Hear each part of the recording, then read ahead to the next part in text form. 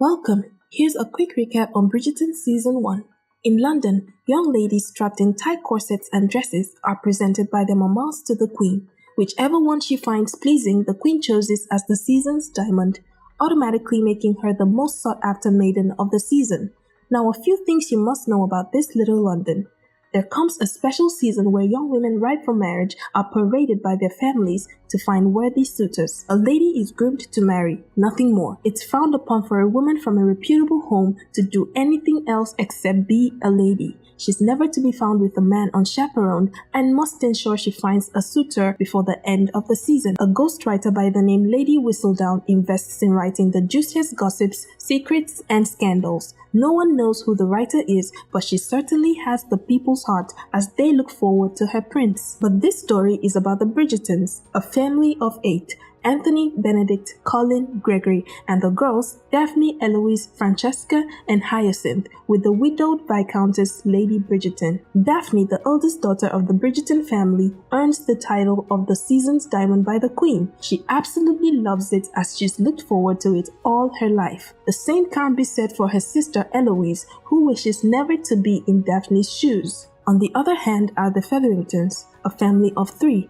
Prudence, Philippa, and Penelope, with parents Archibald Featherington, a very ambitious man, and Portia Featherington, a woman too smart for her own good. She's chaperoning all 3 daughters in the season, unlike Lady Bridgerton, who's only presented 1 child and saves the other for the next season. A distant family member, Miss Marina Thompson, joins the Featheringtons for the season, and Miss Featherington is not pleased because she's beautiful, graceful, and poised, unlike her daughters. Meanwhile, the Duke of Hastings, Simon, arrives at Lady Danbury's castle, a respectable socialite. She's to host a ball that evening and begs he attends, much to his dismay as he will be swarmed with mamas who would throw their daughters at him, since he's the most eligible bachelor in town. It's time for the ball and the guests have arrived, each maiden with her chaperone, mothers and fathers looking out for advantageous matches. Anthony chaperones his sister for the night and does a mean job warding off every suitor. While Daphne isn't getting any luck, Miss Marina has a swarm of suitors flocking around her, including one of the Bridgerton brothers, Colin. This does not go well with Miss Featherington, who wishes it were her daughters. As soon as the Duke enters the ball, the mamas spare no mercy as expected. Daphne manages to escape her brother, but an encounter with an odd suitor has her running back to him. She bumps into Simon and tries conversing with him to ward off the gentleman, but Simon thinks it's just a ploy to get his attention. They're about to argue when Anthony interrupts. He and the Duke are old friends. He helps lighten the mood and they go their separate ways. Daphne doesn't seem to like the Duke. He neither. After a ball, interested suitors visit the homes of their preferred maiden with a proposal. The family will choose whichever suitor they wish to proceed courtship. Daphne is blessed with lots of suitors, but her brother Anthony keeps warding them off. But over at the Featheringtons, luck has shown on Miss Marina Thompson, who has suitors lined up at the Featherington home for her hand, and none for the Featherington sisters. Lady Featherington is rather displeased. For the Queen's diamond Daphne, this is bad because if the Queen's choice is not married by the end of the season, it means the Queen is wrong and she hates being wrong. Plus, the ghostwriter Lady Whistledown spares no chance to make mockery of the Queen. Anthony and Simon catch up on old times. Both wish not to get married, but Anthony mocks Simon, saying he's at liberty because he has brothers to carry on the family name, should he not, unlike Simon, who's an only child. Meanwhile, Colin Bridgerton has won the heart of Miss Marina Thompson, while Daphne has no luck keeping any suitors. Lady Danbury connives with Lady Bridgerton to try and match Daphne with the Duke. Lady Bridgerton extends an invitation to Simon for dinner at their home, but Daphne and Simon still share the same sentiments towards each other. Also, Anthony does not support the alliance given his friend's Ori lifestyle, which he is also accustomed to. After an argument with his mother later that night, Anthony breaks off the relationship with his lover, an opera singer, a regular girl from the street, to do right by his family as the eldest son. It's expected as the Viscount to court and marry a lady from a respectable home and, most importantly, avoid a scandal. On a lighter note, Colin Bridgerton and Penelope Featherington are good friends, but it's more than friendship for Penelope. Anthony chooses Lord Berbrook, an older man, as Daphne's husband, having checked his background and how advantageous the union would be for both families.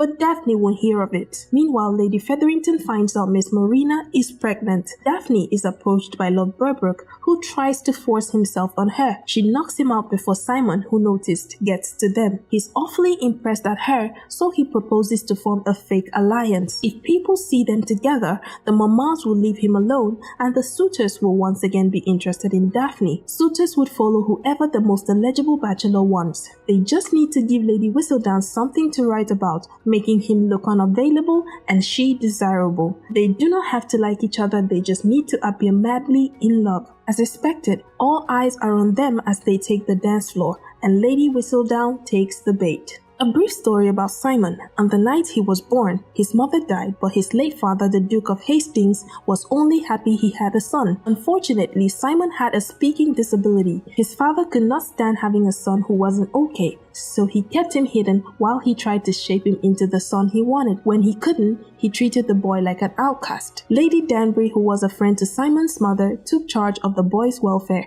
and helped him overcome his disability, hence his love and respect for her. While the Featheringtons are looking for a way to solve their little baby situation, Daphne and Simon are doing a good job at fooling everyone. As planned, Daphne has become the most sought-out maiden again. Her mother is overjoyed, but Anthony is enraged. He sends all the suitors away, still standing on his choice for Daphne. He wants Simon as well, but he won't listen. Meanwhile, Penelope tries to be friends with Miss Marina while curious of how she got pregnant. You see, the mamas have prepared these young girls for marriage all their lives, but haven't taught them the slightest thing about marriage and the duties of a wife to her husband. Now the queen, in need of juicy gist, calls for Lady Bridgerton to find out what's happening to her diamond.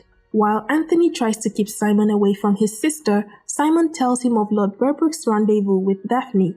So, Anthony cancels the engagement immediately. Lord Berbrooke insists on marrying Daphne because he needs the connection. When Simon doesn't yield, Berbrooke lets his tongue wag far too much to earn him a beating. Meanwhile, Penelope and Eloise embark on the search of how girls get pregnant. After getting a beating from Simon, Lord Berbrooke threatens to spill that Daphne was alone with him, unchaperoned in the dark. The family now worries for their reputation should they reject his proposal to marry in 3 days. Lady Bridgerton honors the invitation of the Queen, who hints her to do whatever it takes to marry the Duke and Daphne. So she takes it upon herself to solve their little situation with Berbrooke. She invites Lord Berbrooke's mother for tea, while her mates get info from the lady's maid. They find out Lord Berbrooke has a son whom he's refusing to take responsibility for. The ladies spread the news immediately to get Lady Whistledown's attention, and they succeed. The info is enough to send Lord Berbrooke out of town. Simon and Daphne are back to their ruse, and they seem to be enjoying each other's company way too much.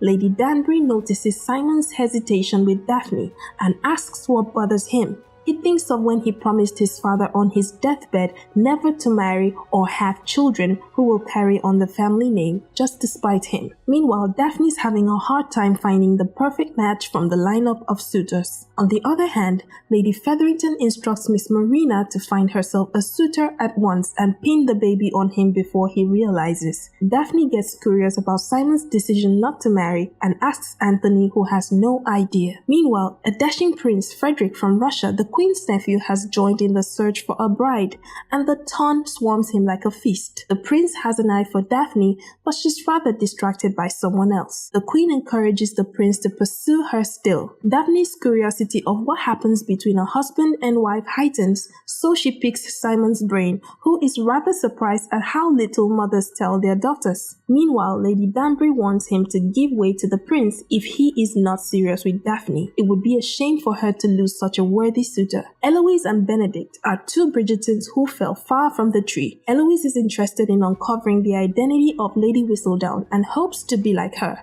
to nurture her mind rather than fish for suitors. Benedict has got his issues too. The patterned life is not for him. Simon takes Lady Danbury's advice and ends his arrangement with Daphne. He also encourages her to give the prince a chance. Daphne is devastated. Meanwhile, Lady Featherington forges a letter from Miss Marina's baby daddy saying he has no interest in her nor the baby, to encourage her to find a suitor immediately. And it works. Daphne, in hopes of moving on, makes a grand entrance into a ball, catching the eye of everyone in the room. The prince proceeds to ask for a dance and she quickly obliges. The queen is pleased at the sight of the two, but the duke seems rather upset. He spends his days sparring with the sack at the boxing ring, while Daphne can't seem to forget him. Lady Featherington tries hard enough to marry Miss Marina off to an old man before her belly starts showing, but the girl would rather not. After spending quality time with Daphne, Prince Frederick requests Anthony's permission to propose to Daphne, who is rather tongue-tied when asked what she thinks. Her mother still wishes she ends up with the Duke, so she comes clean and tells her about their little plan. Meanwhile, over at Danbury Castle, Lady Danbury tries to talk some sense into Simon, who is packing up to leave London. Simon shows up at a soiree to have a word with Daphne, and as soon as they're alone, they kiss. Anthony walks in on them and immediately demands Simon marry his sister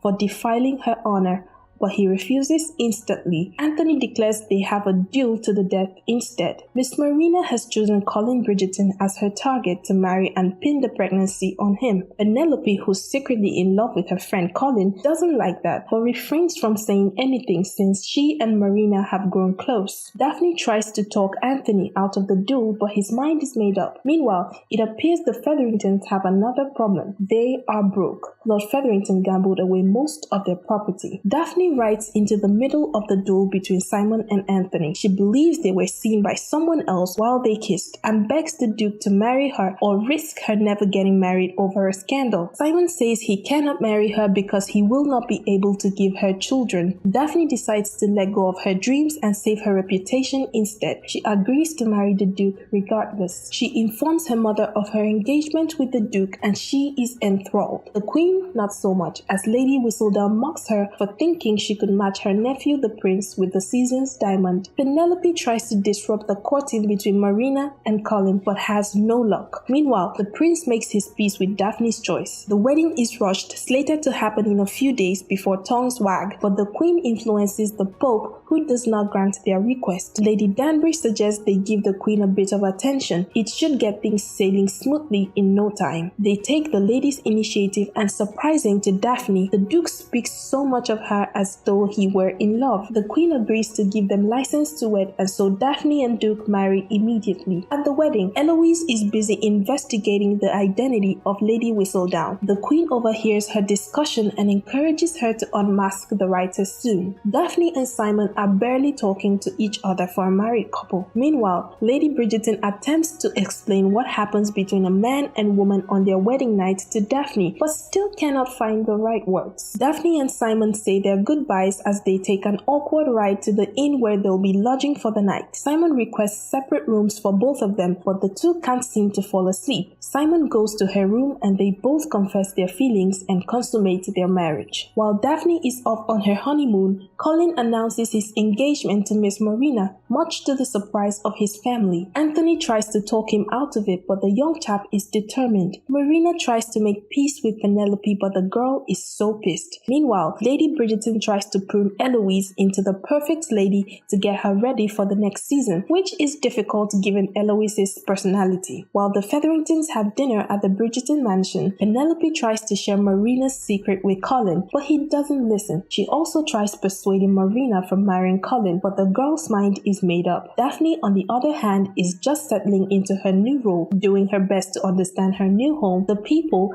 and most especially her husband. There she realizes how a woman comes to be with child. All along she thought Simon was impotent. Meanwhile, things take an ugly turn for Miss Marina as Lady Whistledown publishes the news of her pregnancy. How she discovered, no one knows. Honeymoon's over for the newlyweds after Daphne's discovery. Both can't stand each other. News of Marina's scandal gives Daphne the perfect excuse to rush back to her family, but Simon follows suit. The Bridgertons try to shield themselves from getting attached to the scandal by using Daphne and Simon's presence, showing up at events together, while the Featheringtons are treated as outcasts. Daphne, understanding Marina's situation, extends a helping hand to Miss Marina to help find the father of her baby, while she's off at Lady Danbury's hangout. Anthony and Simon get into a fistfight at the bar. Later that night, while Daphne tends to his wounds, Simon tells Daphne about his vow to never continue his father's bloodline, which leaves her utterly disappointed in him. They decide to part ways once the season is over. Meanwhile, Daphne was able to pull pull some strings to get Marina's lover, but unfortunately, his brother Philip showed up with news of his passing. Marina is broken by the news. Philip offers to marry her in his brother's place, but she refuses. Meanwhile, little Miss Detective Eloise is on to Madame Delacroix, the modiste, thinking she's Lady Whistledown. While Simon is off attending a match, Daphne searches the house for any clues as to why Simon hates his father so much. Lady Danbury explains to her how Simon was never loved by his father, no matter how much he tried to prove his worth to him. Meanwhile, Mr. Featherington cashes out on the match after striking a bargain with one of the players to lose. The money is enough to set the struggling family up again. Daphne changes towards Simon after her chat with Lady Danbury. She invites him to the Bridgerton mansion and they have a wonderful time together. They decide to host a ball and invite the ton, including the Featheringtons, regardless of the scandal. It's a fine evening until the ball is disrupted by the rain, which sends the guests home. While Daphne and Simon have a heart-to-heart conversation, Lady Featherington and her daughters return home to a shock. Mr. Featherington is dead.